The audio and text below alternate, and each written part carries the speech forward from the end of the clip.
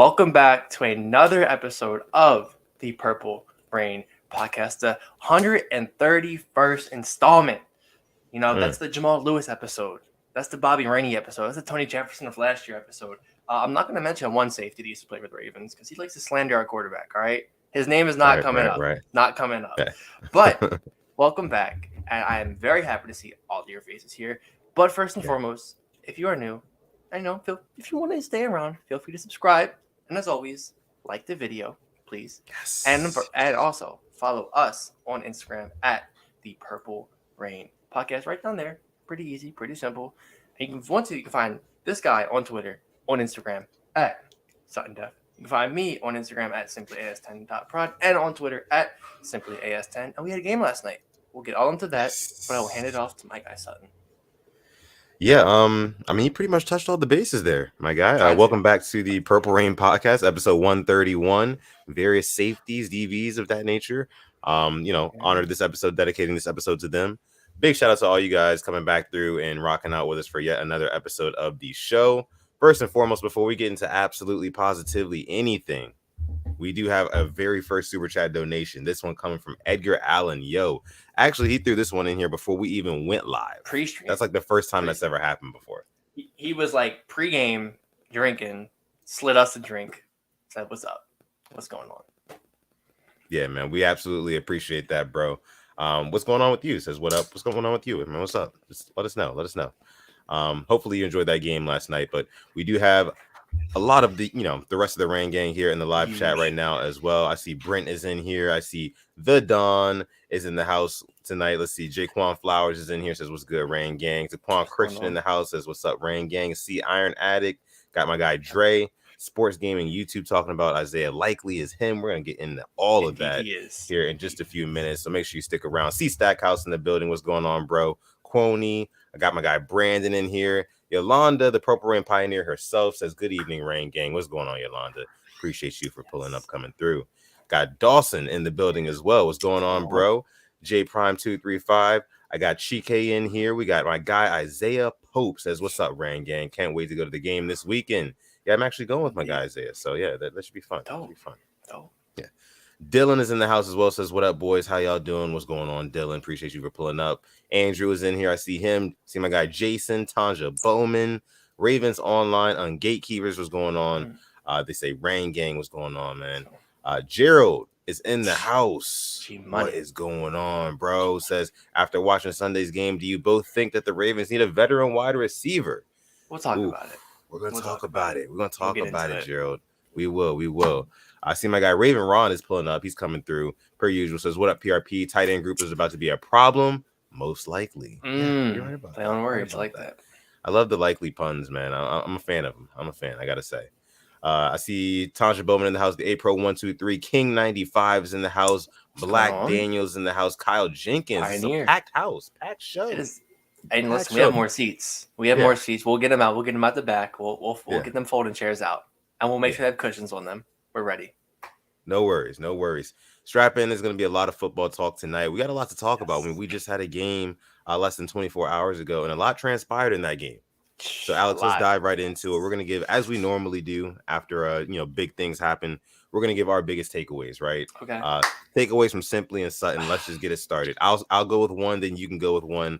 We had the same one of them. We know what it is. Do we address the elephant in the room first? Yeah, we can do it. Let's just address the elephant in the room. Just like all of you guys, some of you guys alluded to in the chat before we got started with this segment. Isaiah Likely. Yeah. Isaiah Likely, man. He is him. What's the latest installment of the hymns? We already used Hemi Johns. I don't know. Do we use Hemi Turner? We have not. There we go. Hemi Turner. See, there we go. I like that. So, yeah, Isaiah Likely completely balling out of control last night. I was watching that game, as I'm sure, Alex, you were as well. And that drive where he had, 67 yards on that drive? Yeah, that was, he just took it over. Exactly. You know how we talk about, or how I talk about, Pat Ricard, they manufacturers assemble drivers around him. They did the exact same thing with Isaiah Likely last night, and it was amazing. It was really cool to see, and kind of diving in a little bit deeper into why I really like Isaiah Likely. And I said this in the Twitter space earlier today. He is really, really good at finding the soft spots in the zones. And that is crucial for a tight end in this system, because we know with a quarterback like Lamar Jackson, defenses are not going to be playing a whole lot of man coverages, because the second you turn your back to Lamar Jackson, he's going to run right around you for a touchdown like he's done so many times. So teams have to play zone. They're forced to play zone. And what Isaiah likely does best, at least based off what I've seen so far with my own two eyes, he does a really good job of leaking out in the zone, finding that open space, bailing out his quarterback, coming back to the ball. His hands are just soft as butter, man. I mean, they catch everything. He catches literally everything. Contested catches, uncontested. And then another thing about him, he's like this wide receiver tight end hybrid, right? We heard about that right when he got drafted too. That was like something we talked about. That's the best part about him. Lining up as a receiver as well in the slot sometimes. I mean, you can't hate that. I mean, what I think too is linebackers can't cover him. So are you going to put a safety on him? Are you going to leave Mark Andrews alone? What are you going to do? All right, because we're having good problems right now. I love it. Right. I absolutely love it. And then even just in multiple drives, him getting open and him just getting that yak. Like 2 or 3 guys had to take him down. That's what I'm loving to see. Something I think we lacked last year was that yak. Right. I think we got it. All right. I'm not mad at it, but Isaiah Likely obviously has to be your number one standout. Oh, just my goodness. 8 catches, 100 yards. I think he was on the field for 16 snaps. Half of those snaps, he caught the ball. Right. And another big thing about him as well, like we just were talking about, how he's kind of like this wide receiver tight end hybrid. I mean, you've seen in 2 preseason games, you've seen him break at least 2-3 ankles. You've also seen him run over a guy like he did last night. I don't know if you guys caught that play, but I mean, he's doing it all. You know, like, so I can't wait to see how we incorporate him, how Greg Roman plans to incorporate him into this Ravens offense in 2022, because like you said, it's good problems that we're having right now. You know, obviously we still got Mark Andrews. He's going to be a lot to handle. So likely he's going to have his opportunities. He will have his opportunities. No doubt about that. But yeah, that's our number one takeaway. You have another one you want to throw in there? Another big takeaway that I had, man, the defense for me. Defense was swarming, forced a couple turnovers there. I was really excited to see Pepe Williams get his first pick, especially after he dropped the one last week. That would have been 2 picks for him had he not dropped that one. But I like what I'm seeing from him, you know, just kind of gaining more confidence, being out there on the field in that Ravens purple and black.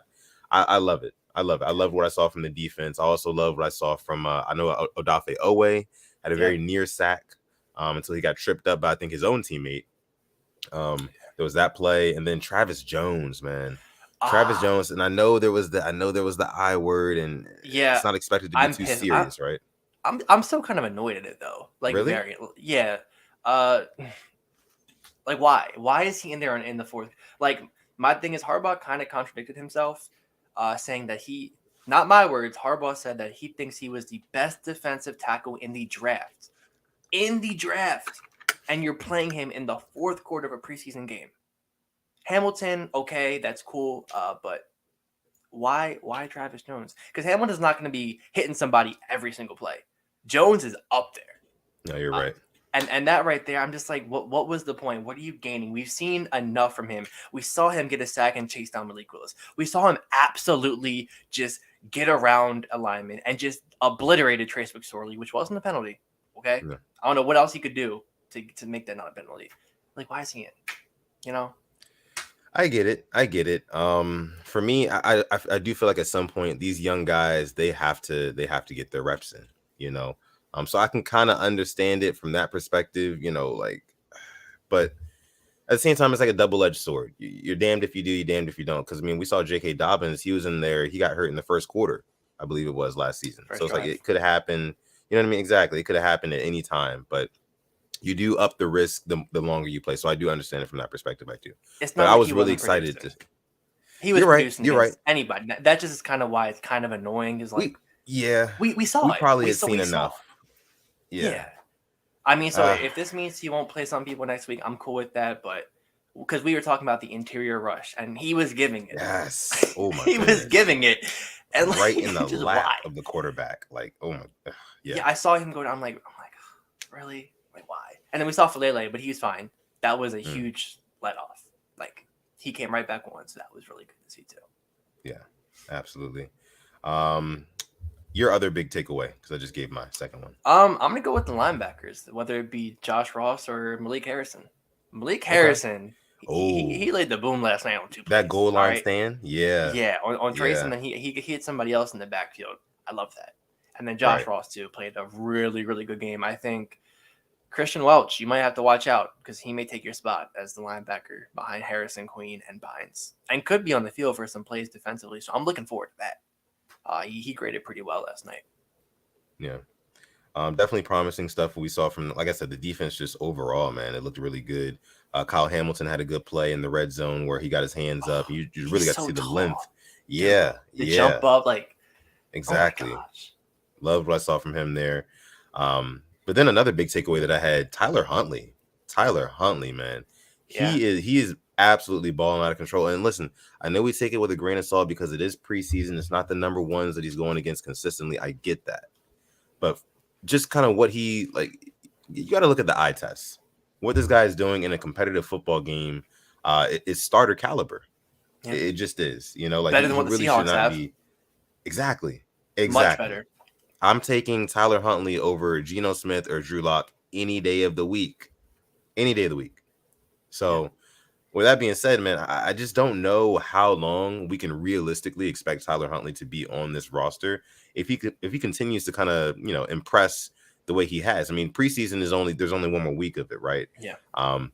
So, but do you think that? Let me ask you this, Alex. Do you think that there's a possibility that by the time the trade deadline rolls around this season, that we could have moved off of Tyler Huntley for, you know, maybe a receiver or whatever else that we might need? It wouldn't surprise me because this is his final year that we have control of him. Are we going to pay him? Probably not.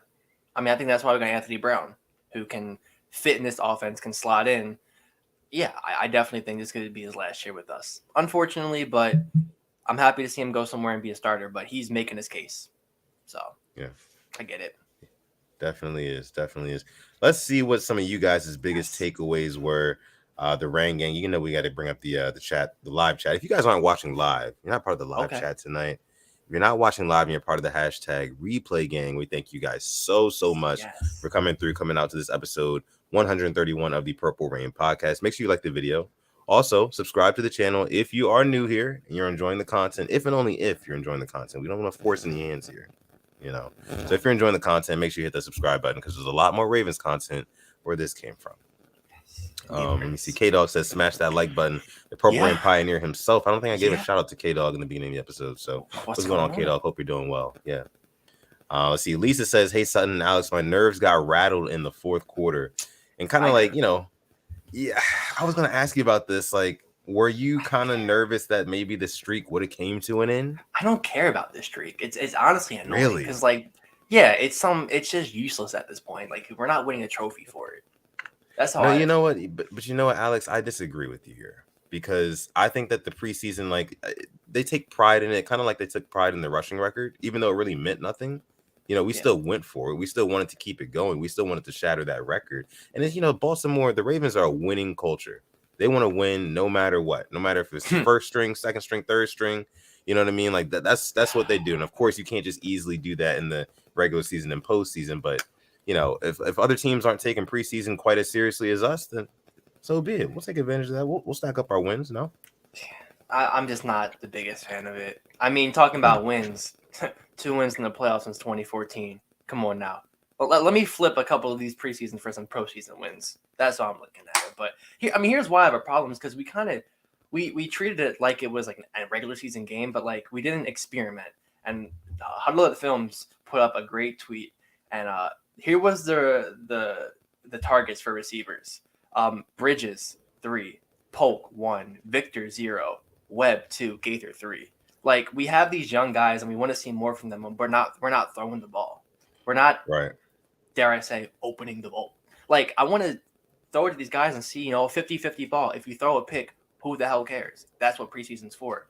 I mean, we aren't seeing it. So when we do it, and if it doesn't work, it's gonna, you know, mean that much more. It's gonna be a pick in the regular season.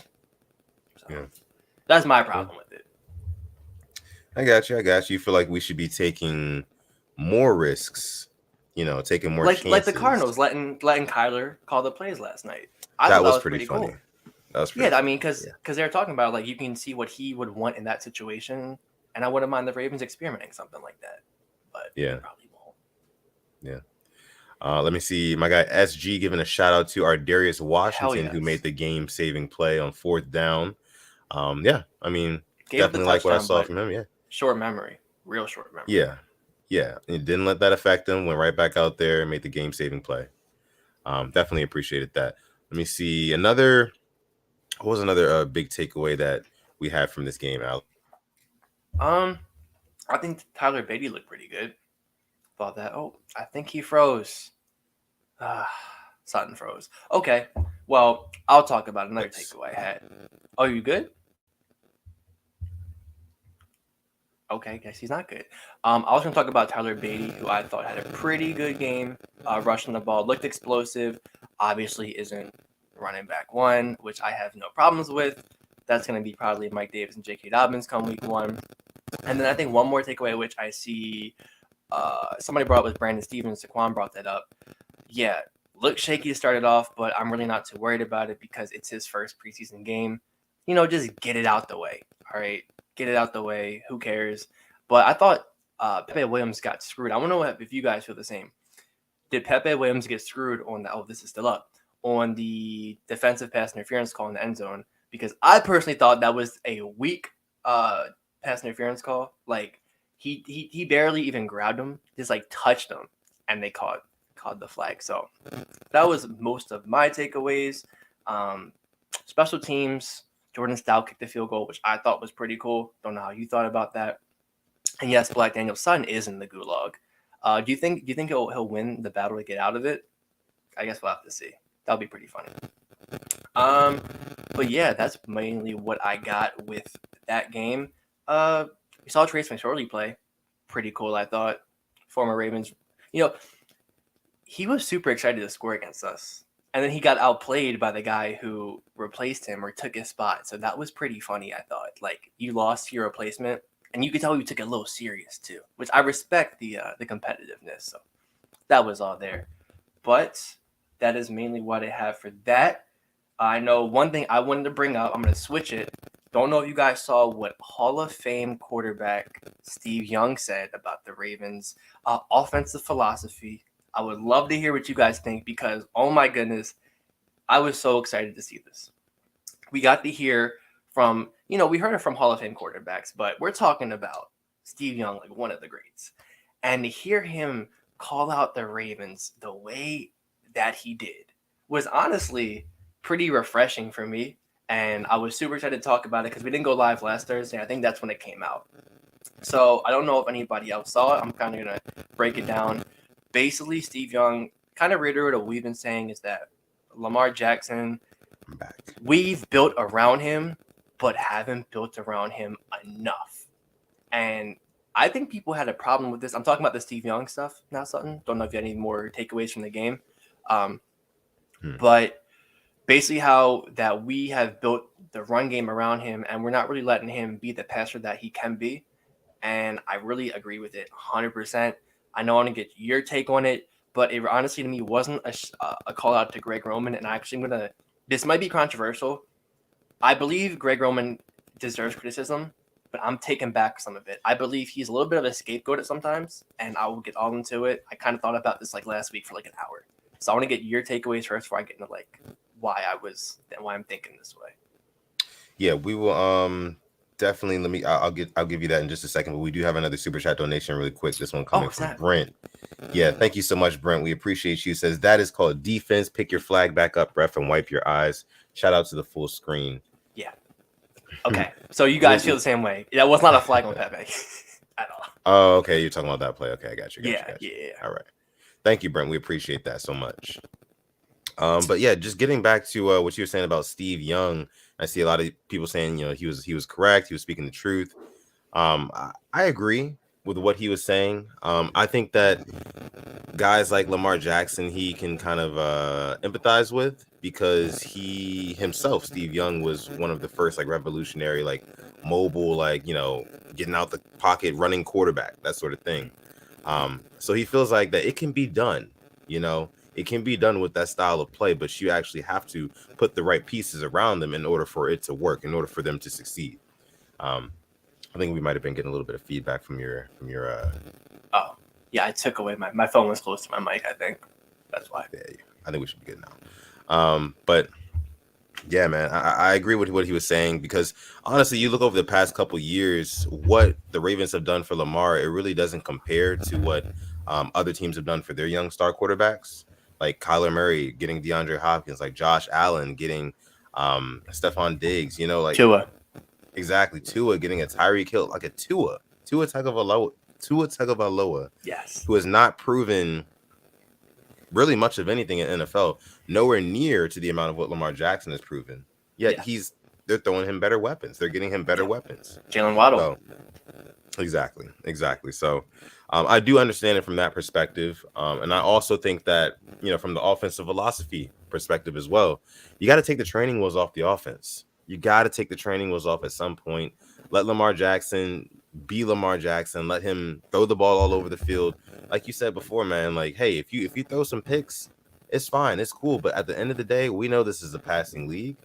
And in the playoffs, when teams can key in on the run game and take that away from you, you have to be able to, move the ball downfield methodically with the passing game consistently. You have to be able to do it. So whatever needs to be done, whether it's more, creative play calls, changes up in scheme, things like that, whatever needs to be done. But in short, I mean, I definitely agree with Steve Young. But what were you going to say?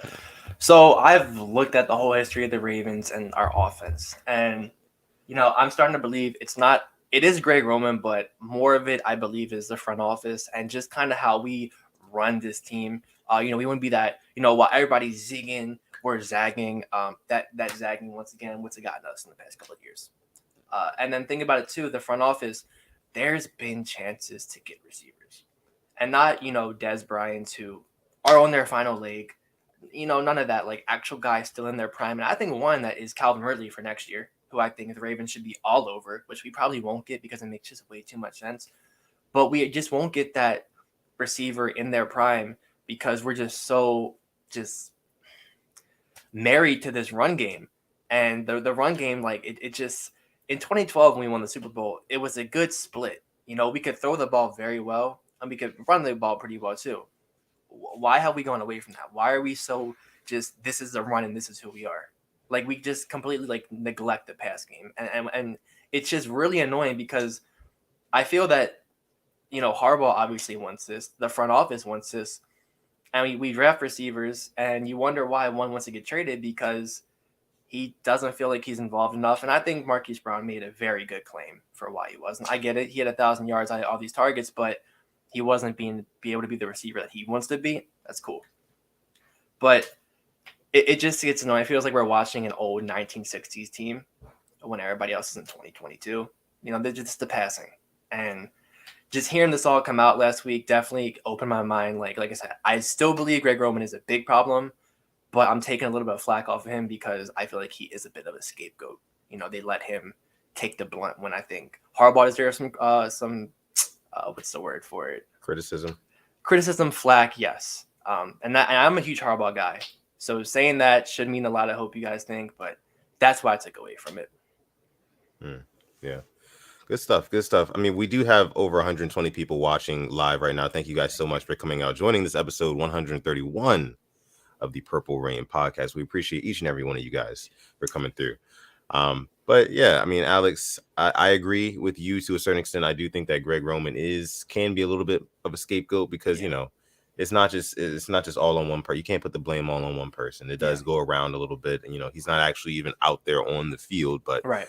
There definitely are reasons to believe that his style of coaching is kind of holding back or, kind of hindering the Ravens because it's a little bit obsolete. And we've seen it throughout his career, like what he did with the 49ers and, Buffalo. Oh my goodness. It's the same things. It's rinse and repeat. So I think that's the frustration with a lot of Ravens fans for sure.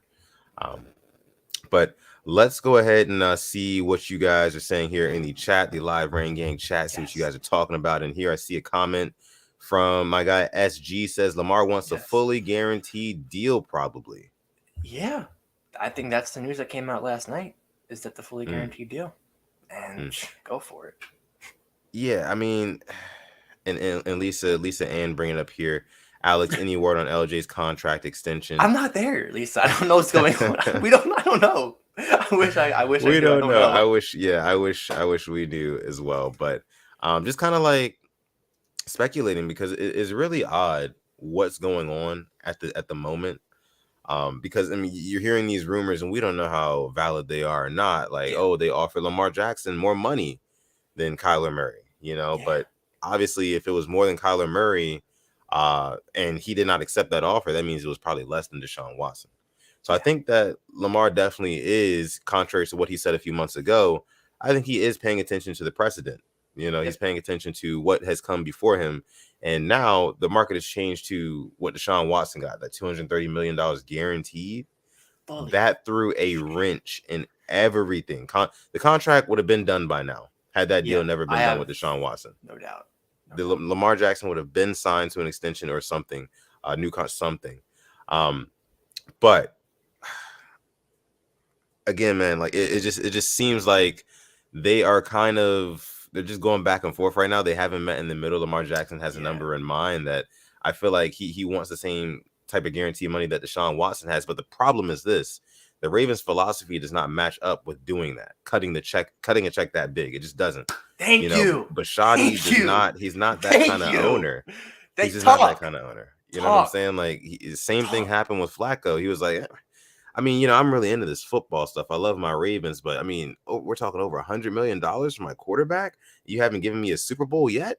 And this is a Flacco who at that point already been to an AFC championship game or multiple playoff games, like just actually doing really good things in the league. And he still didn't want to pay him immediately. So he got a Super Bowl.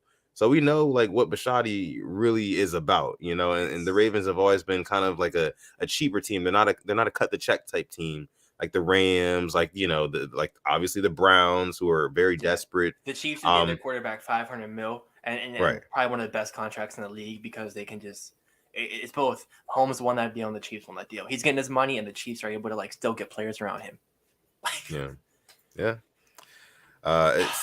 It's really crazy. It's really crazy, and the front office has been like, it's been frustrating me a lot, honestly. Like just think about it more and more. Like I'm really jealous of teams that. I'll give the Ravens credit. The Marcus Williams deal looks amazing. Consider what Minka got, what Derwin James got.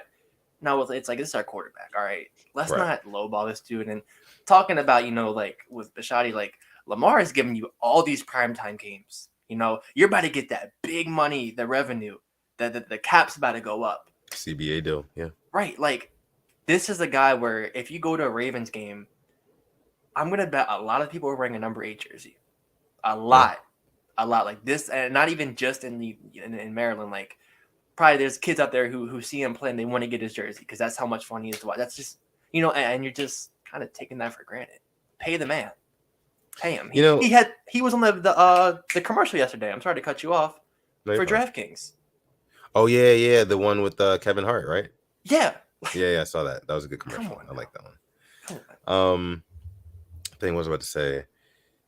Yeah, I mean, Lamar, he definitely deserves to be paid. And Steve Bashadi, it makes me wonder a lot about how much he really does love the game of football. How much is he really invested into this team? And that may sound disrespectful to ask or whatever, because he is the owner. He's been an owner for such a long time now. But you see these other owners around the league, if they see a star player, described exactly like how you described, somebody who's packing the seats in your stadium and winning you games, getting you on primetime television, things like that, they're paying those guys. Kyler Murray's already been paid. Josh Allen's already been paid.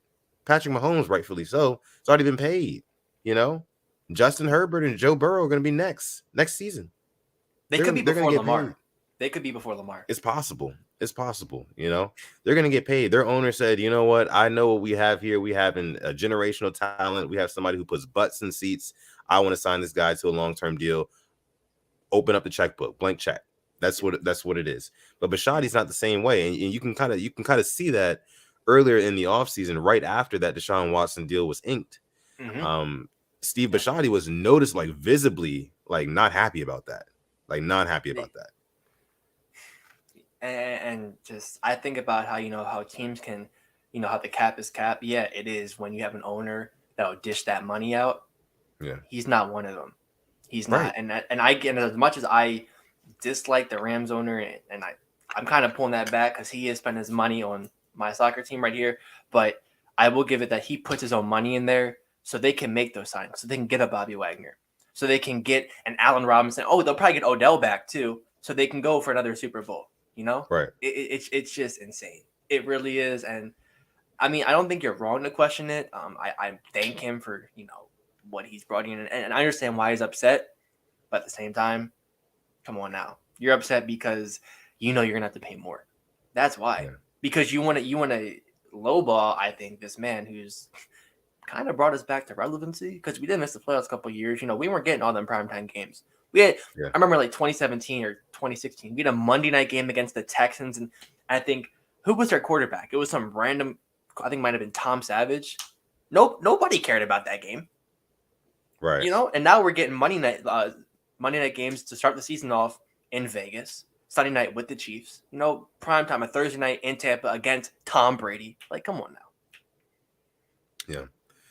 Yeah, I mean, all valid points here that I feel like we're making. I feel like the Rain gang, they are in agreement here. I see in the chat. Let me see. I saw somebody say Tanja Bowman says Ravens' fault. They started negotiating last year. They should have got the deal done when Josh Allen did. Yeah, I mean, like you said, the longer you wait, the higher that price tag goes up. I mean, Lamar Jackson was on sale last season. He's no longer on sale. Yeah. Like you're gonna have to open up that pocketbook and you're gonna have to spend that money. And like you said, Bashady's just never been the one to do that. So it'll be definitely interesting whenever Lamar Jackson's contract does drop. Listen, we let Ray Lewis test free agency. All right, nothing else is gonna surprise me. Yeah. All right, Alex. I don't think that we talked about the addition of DeMarcus Robinson. On this team, so we can go ahead and get into that a little bit. We haven't talked about it, me and you personally, at all. I mean, what are your thoughts? What are your feelings on the Ravens picking up a DeMarcus Robinson, a wide receiver signing? This is our Sammy Watkins of this year, basically.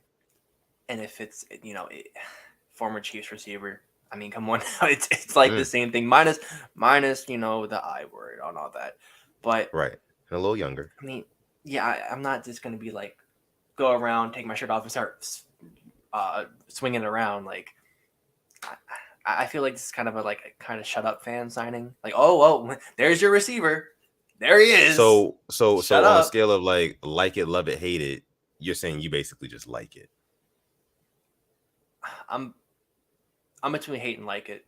I feel like if we wanted to get a receiver if we want to get a receiver like him, just go for Will Fuller. I know he comes with the soft tissue stuff, but he's shown you he can break a defense with his speed.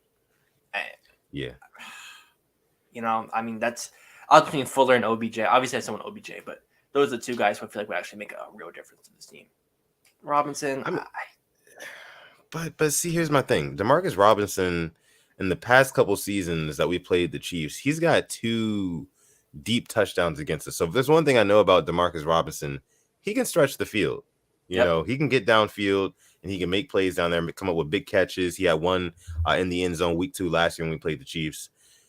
Listen, man, I love it. I love this signing because it takes our offense in different directions. As of right now, we didn't really have much of a deep threat at all.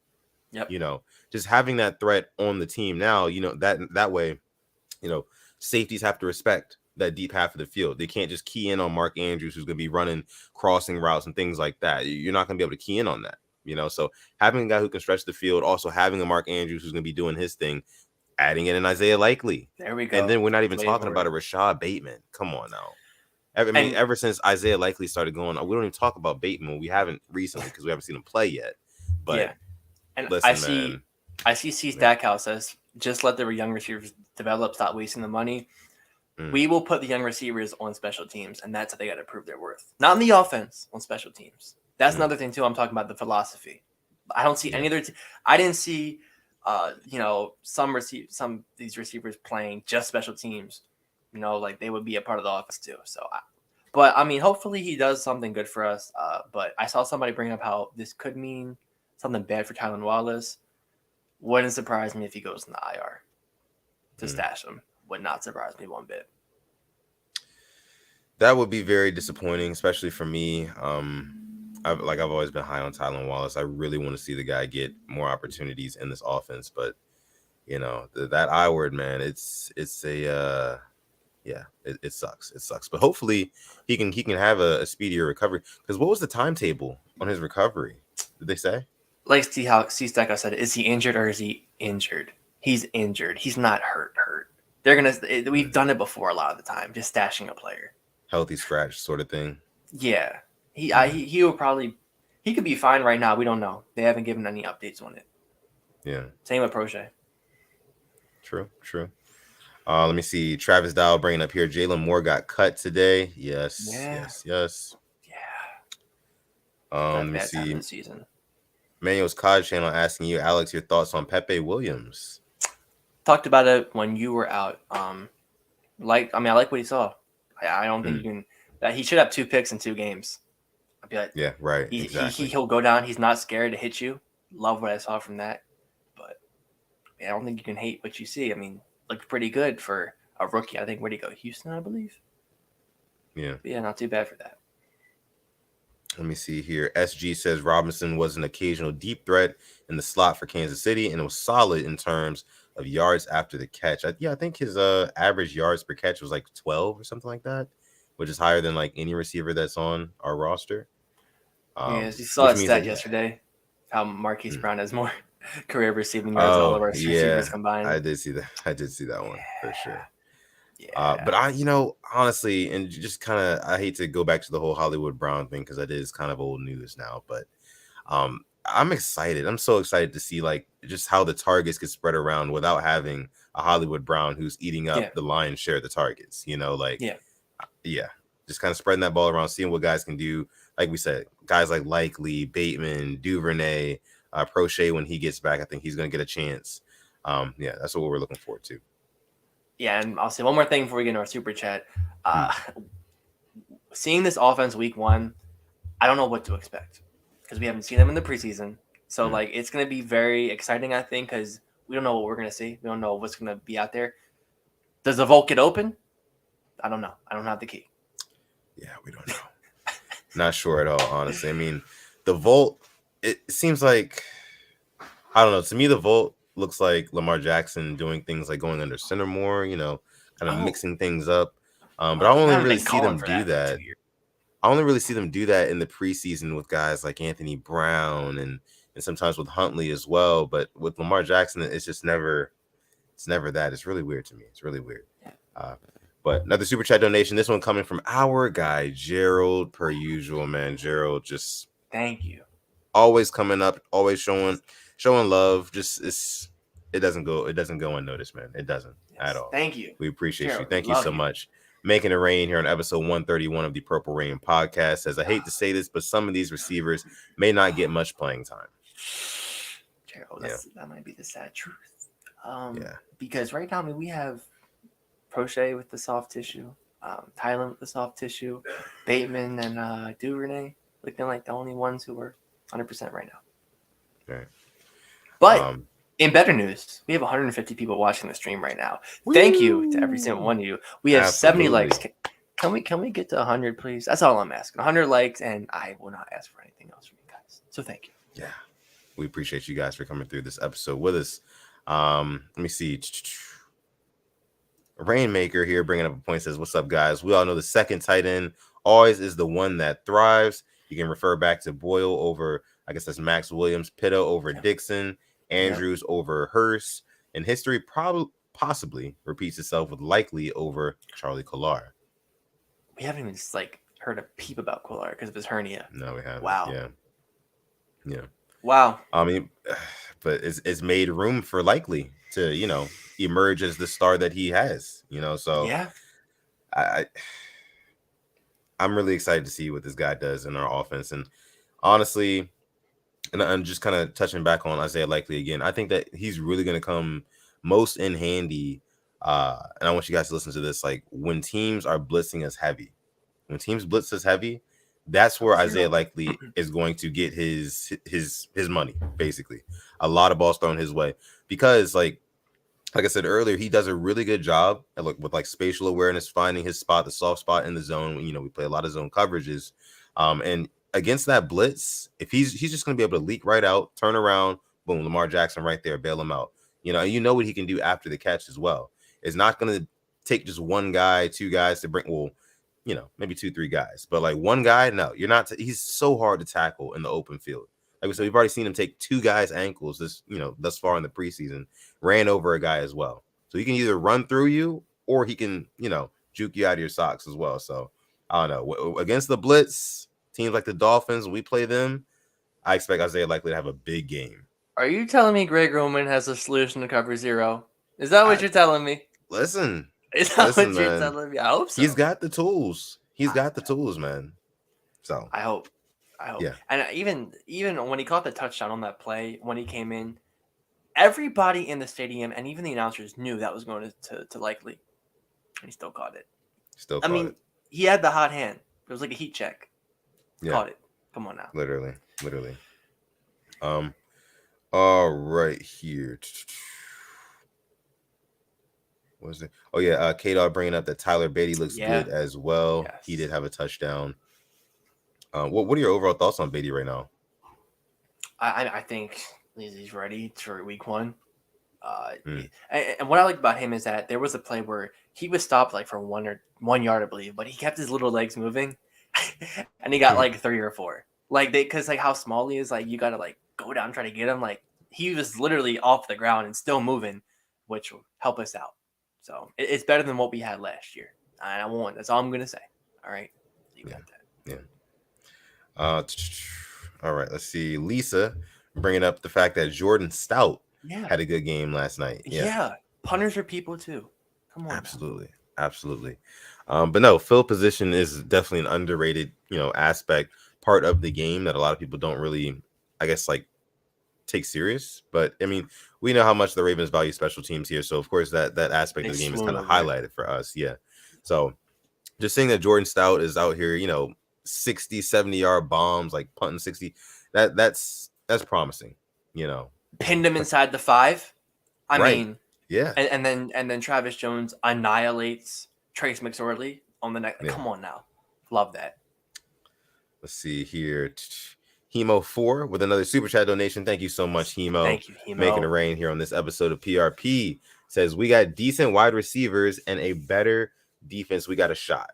And he says plus tight ends. Hemo, if we can marry that run game with the passing game, then I can agree with you. That's what we got to do. Not all run and a little pass. I'm talking about marry them together. All right, and then we can I'll get on that train with you. But I like our roster. I think we have a very good roster. When we're all healthy, you can see we have depth, which is really key, and it's shown. So, just don't be stupid, Harbaugh, on Saturday. All right, don't be stupid, please. What did you see anything? Let's give a little update on the left guard position. Okay. Right? Okay. Like, who got the lion's share of the snaps at left guard last night? I wanted to know that. Cleveland was playing there. Cleveland was out there. Yeah. Tyree Phillips, I never want to see him play tackle again. That experiment should have been over a while ago. It just isn't like guard, yes, tackle, no. And Ben Powers at center, no. Why? Why are you trying to bump up his value? First snap to center, terrible, and then Flele almost got hurt. What was that? What? Yeah. No. Yeah. Yeah, I don't know. Don't want that. I see Spooky J says Tyree is garb. He struggles. And I've heard he's good in practice. Works hard. One of those guys, but just on the field, it just doesn't translate all the time. So, that can happen. Some guys are practice guys. Some guys are game guys. Yeah. But outside of left guard, I mean, I like everybody else in our line. But even Juwan James, I'm happy. He's out there looking good on the line too. So that makes me feel better. That too. Still just holding our breath for Ronnie Stanley though, right? That's the biggest thing. That's the anchor. If we can get Ronnie Stanley back, we got Morgan Moses on the right side. The guard spot, half of that is solidified. Center, we're still working through that as well. Yep. But as long as we can get Ronnie Stanley, that's the big thing. Lamar Jackson's blind side is of utmost importance for sure. Oh my goodness, that blind side, man. You know, Right. Tyree Phillips with the penalties last night looked like Michael Orr. Number 74 false start, like it just brought back bad memories. Very bad. Yeah. We're gonna go ahead and get into our question segment right after this next super chat donation. This one coming from Yolanda. Thank you so much, Yolanda. Pulling up from downtown, making it rain here on episode 131 of PRP. Says, name one player, either offense or defense, who struggled last night. I mean, I would say Tyree Phillips. He struggled. Yeah, that's what I was just thinking that for sure. Him or Ben Powers. Those two are my guys. They didn't do too hot. What did you see from Powers? Just him snapping. That little center experiment, trying to bump up his value. Just that one play and the fact Flele almost got hurt. That right there just was not cute. Yeah. Understandable. What did Mike Davis put on paper last night? I thought he was struggling a little bit. Let me pull up the box score to the game. Yeah, like early in the game. Oh, Justice Hill. Yeah, Justice Hill. I saw he didn't really get. I think he had like a loss of yards. Yeah, that was on the Powers play. That was when that was a poor. Yeah, and he got caught in the backfield. Yeah. One thing I do think Anthony Brown will be on our practice squad. I 100%. I think he's going to be like Huntley was when we had McSorley at backup. For running, Mike Davis 6 carries for 18 yards. His longest was a 7-yard rush. Yeah. So I mean, wish to see a little bit more there, but it is what it is. Like I said, Justice Hill had a little bit of struggle. So there was I saw some low snaps. I think I saw one or two of those. Brown, we need you back, please. Right. Oh. Yeah. Need you back. Because who else do we have out there? Who do we have like rotating in and out? It's like TCC and Macari hasn't played. I'm cool with that. He hasn't played, but he could play right. He can play anywhere on that line. It feels like. Right. So, but yeah, we're gonna go ahead and get into some questions from for this episode. So make sure if you're in the live chat right now, make sure you leave your questions down below for either me, Sutton Def, or my guy over here, Simply AS10, about anything, guys. It can be about absolutely anything. We know that Ravens football is right around the corner. Only like 15, 16 days until the regular season starts. But you can ask us about absolutely anything. Other teams in the NFL, other sports, other things in life, whatever you want to ask us about. Now is the time to do it. If you're not watching live, you're part of the hashtag replay gang. Thank you guys so much for coming through to this episode. Make sure to leave your questions down below. Hey, K-Dog, you stole my damn question, K-Dog. All right, I was going to bring that up. Goodness. Man. So K-Dog kicking us off here. Says, hey, Sutton, can we talk about Usman getting knocked the fluff out? Whew, man. Oh, man. That UFC card from this past weekend, I hope you guys got to see it. At least that was a hell of a card. Goodness. The fight before. Yeah. I was verbally disgusted by that, by the way. Co-main event. I was too. Yeah. I've never seen anything like that before. Yeah, the ending, I was like, I actually looked away. Like, I don't usually look away. So I was like, really? That was disgusting. I'm not going to talk about it, but that was just. It's crazy because, I'll talk about it. I mean, it was Luke Rockhold versus Paulo Costa. I mean, Luke Rockhold is old. He was fighting demons throughout that whole entire fight. Like, just kind of getting pieced up. He was exhausted by the end of it. And I think out of frustration, like he took the Paulo Costa down. He rubbed the blood that was on his face all over Paulo Costa's face to end the fight. Costa ended up winning the fight, but that was just like a moment. Then he retired after that. Luke Rockhold did. But just the Usman knockout, man. Usman, I can't really say that I feel bad, but I kind of do because he was winning that entire fight, man. He was winning all the way up until then. And then with less than a minute left, he gets kicked in the head, and that's it. But that's what makes fighting so fun. That's what makes UFC so fun because it's not over till it's over. It's not like, you can get it all back in 1 second. It's not like, and on Usman's end, he made a big mistake, and one mistake can cost you everything in mixed martial arts. It's not like throwing a pick in football where you can pick up on the next. You're up 49-0, and you throw a pick. Exactly. It's not like that. It's not like that. So yeah, but that's what makes UFC fun. But his corner, Leon Edwards' corner, I gotta give him a ton of respect because they told him what he had to hear, like what he needed to hear, not what he wanted to hear. That hard stuff. That was crazy. You gotta tell him like You're getting your ass whooped. All right, you got to do something. And I respect Bro. that though. That's because I was watching a Tank Davis fight before, and that's what Floyd Mayweather told me. He's like, "You're losing right now," and he came Yeah. around and won it. So I respect corners like that. Yeah, gotta be real. Gotta be real with your fighters. But that was a hell of a card, by the way. Like, I was Definitely. sitting there when he got knocked out. I was like, I didn't know Me what to too. say. I didn't know. It What was to jaw say. dropping. It was definitely jaw dropping. I think Lamar Jackson even tweeted about it, honestly. Yeah. Let's see. We do have another super chat donation. This one coming from our guy, King95. Thank you so much, King. He's always coming through, always showing love as well. So we appreciate him. Says Kyle isn't shining like his draft mates, and he's played majority of the snaps, yet no highlights. Hopefully, playing with the ones brings the best out of him. Yeah. And we haven't seen Marcus Williams back there. Chuck Clark. Maybe they're just trying to see where his best position is. I'm not too sure, but I agree. He did miss a couple of tackles last night, which that scared me. But I'm hoping it's like the Jamar Chase last preseason. Because if you wanted to, you could easily make a low lights of Kyle Hamilton. That's what people are doing with Chase. Let's just hope Hamilton has the rookie year that Chase did. Right. Yeah, I mean, I expect him to make some plays in the regular season, especially, I would say, like maybe halfway through the season. Once the game kind of starts to slow down for him a little bit, week to week, he kind of gets his sea legs underneath him. I think that he'll be fine. He'll start to come out and make some plays. Because I mean, a guy with that frame and then just those instincts, like he's gonna be around the ball. I'm not worried about that. So, we'll see. We'll see about that. I see somebody brings up Kayvon Thibodeau. Byron brings him up getting hurt. Did you see Wink dropped him in the coverage? No, I did not see that. Yep, their number 4 overall edge rusher dropped him in the coverage. Oh, are you hearing any feedback on your end right now? It's my phone. I'm trying to pull it away. I don't know why. Okay. Yeah. I thought it was me this time. Yeah, you're good. But yeah, he dropped him in the coverage. Oh my goodness, man! And didn't he go down with an injury? Yeah, he went down. I think he's going to miss probably the first or second week of the season, but he should be good outside of that. Dude, the Giants are so poverty, man. It's bad. Like they just, I don't know what they're doing. I mean, and Daniel Jones, like I don't know what they see in him still. It's just he's not a starting quarterback in the NFL. Now, what I will say is that I think that the Giants, they are going to take this one last season. I don't want to necessarily say they're going to tank, but I don't foresee them winning more than 4 to 5 games, if I'm being completely honest with you.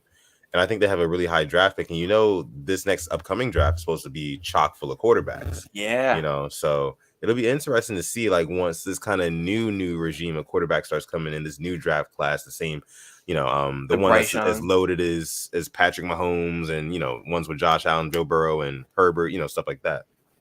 We'll see. Hopefully the Giants can get it together. But they have a plethora of talent on offense, and they just can't get it together. It's insane. Yeah. Let's see. Be the change you wish to see, says KD to Memphis. I heard these rumors that there were teams interested in Kevin Durant, and Memphis was one of them. What do you think about that? That'd be pretty exciting. John KD. Very exciting. Oh, yeah.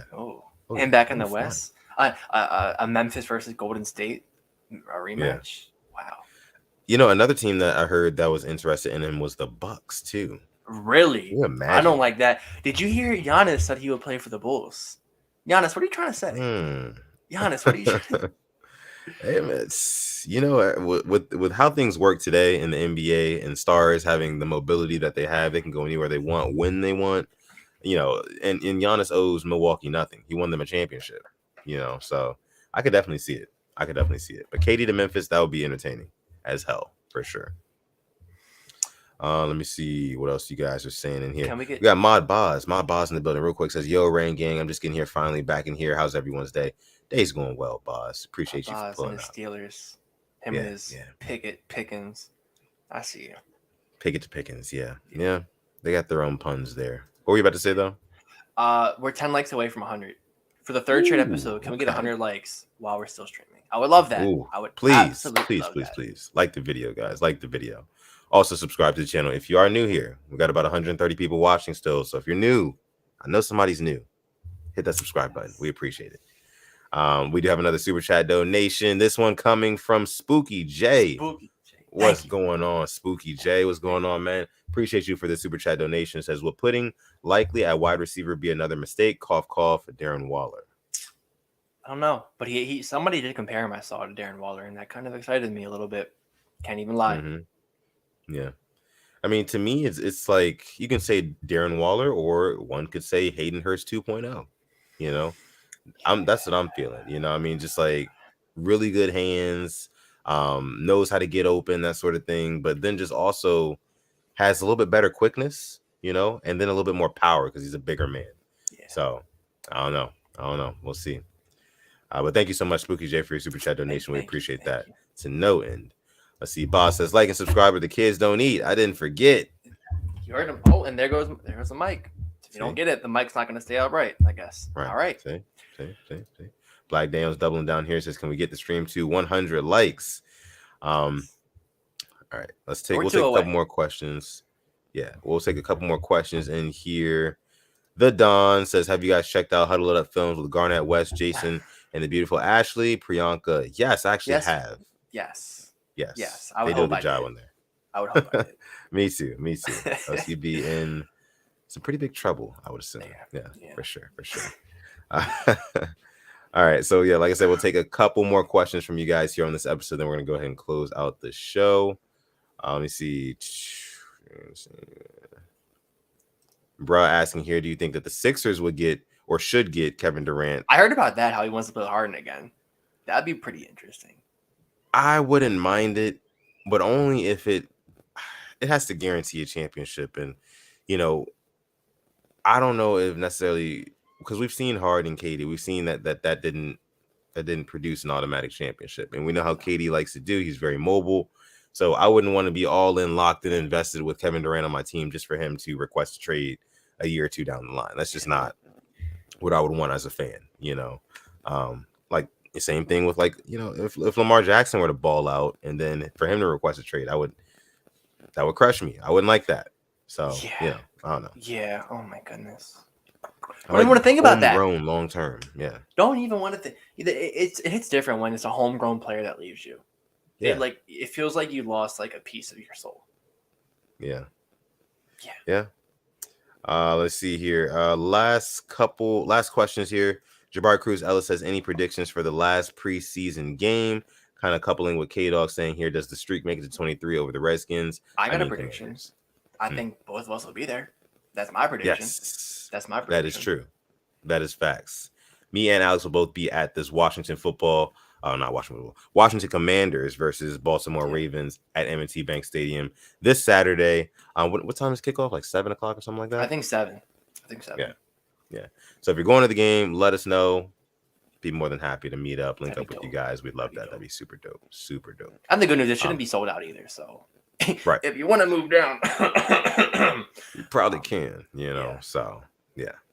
But we're going to go ahead and leave it there for this episode of the Purple Rain podcast. Thank you guys so much for coming through, joining this episode. We appreciate each and every one of you guys. Make sure you like the video before you get out of here. Like the video. Also subscribe to the channel as well.